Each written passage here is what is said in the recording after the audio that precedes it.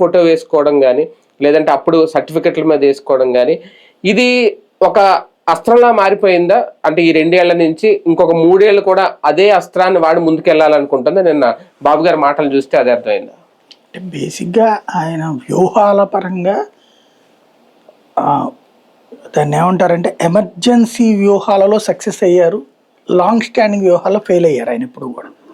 ఒకప్పుడు తెలంగాణ ఉద్యమం విషయంలో ఫెయిల్ అయినట్టే కదా, 2 కళ్ళ సిద్ధాంతం సక్సెస్ అయిందా ఫెయిల్ అయిందా ఆయన వ్యూహం? అట్లాగే డ్వాక్రా మహిళలకి సంక్షేమ పథకాలు ఇవ్వకుండా వాళ్ళకి సంబంధించినటువంటి లోన్స్ పాయింట్ తెర మీదకి తీసుకొచ్చినప్పుడు సక్సెస్ అయ్యాడా ఫెయిల్ అయ్యారా? ఆయన ఓటమి సాధ్యమైంది కదా అప్పుడు కూడా. బేసిక్గా ఆయన వ్యూహ నిపుణుడు అనేటటువంటిది ఆయన చుట్టూ ఉండేవాళ్ళు చెప్పేది. వ్యూహం విపక్ష అంటే ఎదుటి వాళ్ళని నాశనం చేయడానికి అనుసరించే వ్యూహాలలో సక్సెస్ అవుతుంటారు. కానీ అదే సందర్భంలో తెలుగుదేశాన్ని అధికారంలోకి తీసుకొచ్చే వ్యూహం దగ్గర ఫెయిల్ అవుతూ వచ్చారు.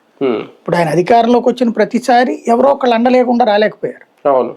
ఆయన నిజంగా అద్భుతాలే చేస్తుంటే ప్రజలందరూ అద్భుతంగా ఫీల్ అయ్యి ఉంటే ఆయన ఎన్నుకోవాలి కదా. మధ్యలో ఇంకో చిరంజీవిని ఎందుకు చూడాలా, పవన్ కళ్యాణ్ ఎందుకు చూడాలా, జగన్ ఎందుకు చూడాలా, కాంగ్రెస్ ఎందుకు చూడాలా ఇన్ని సంవత్సరాలు చూస్తే? కానీ ఆయన అధికారంలోకి వచ్చిన ప్రతిసారి 50 ఏళ్ళకి ప్లాన్ వేసుకుంటారు. 5 ఏళ్ళకి దిగిపోయిన ప్రతిసారి మళ్ళీ అన్యాయం అయిపోయింది అని చెప్తుంటారు. బేసిక్గా విభజిత రాష్ట్రం పక్కన పెడితే ఉమ్మడి రాష్ట్రపు బడ్జెట్ హైయెస్ట్ ఎంత? 2,93,000 కోట్లు. ఇవాళ ఒక్కొక్క రాష్ట్రానికి 2,90,000 3,00,000 కోట్లు ఉంది కదా. మరి ఎక్కడ వెనకబడినట్టు? సమస్యలు అప్పుడు ఉంటాయి, ఇప్పుడు ఉంటాయి, ఎప్పుడు ఉంటాయి. 2 తెలుగు రాష్ట్రాలు సమస్యలు ఉంటాయి. సమస్యల్ని మాత్రమే ప్రస్తావిస్తూ అది విపక్షం మీదకు తోసేస్తూ అధికార పక్షంగా ఫస్ట్ అసలు ఈ రాష్ట్రం వెనకబడి ఉంది అంటే హూ ఇస్ రెస్పాన్సిబుల్? ఇప్పుడున్న ఇద్దరిలో చూసుకుంటే చంద్రబాబు అవుతాడా, జగన్ అవుతాడా? ఎక్కువ ఎవరు పాలించారు?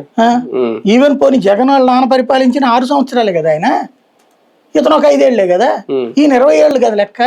తెలుగుదేశం 20 ఏళ్ళకి పైగా పరిపాలించింది. కానీ 5 ఏళ్లలోనే 10 లక్షల కోట్లు అప్పు చేసి వెళ్ళిపోయాడు జగన్. దాని కారణంగా నిన్న కూడా చెప్పింది మళ్ళీ 10 లక్షలు. అప్పుడు 8 లక్షలు అనుకుంటా అన్నది, 14.5 లక్షలు ఒకప్పుడు, తర్వాత 10 లక్షలు. కానీ రికార్డుల్లో 7.5 లక్షలు.